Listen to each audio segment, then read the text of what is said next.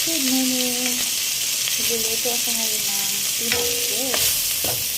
Yan, namit natin yung pinakbet. Pasangkutsa na natin yung ating pork. Then, nilagyan na natin ng bagoong isda.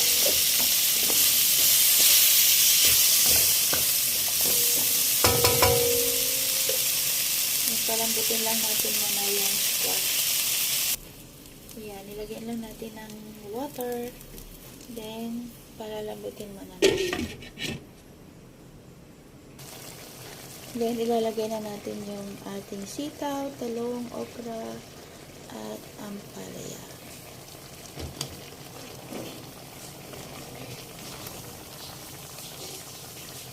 Then, hahaluin lang natin.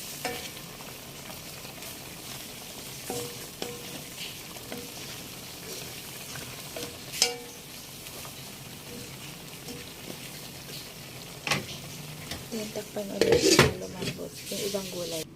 Ito na yung ating pinakbet. Luto na.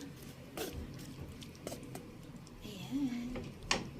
Baon nila Kuya Dave.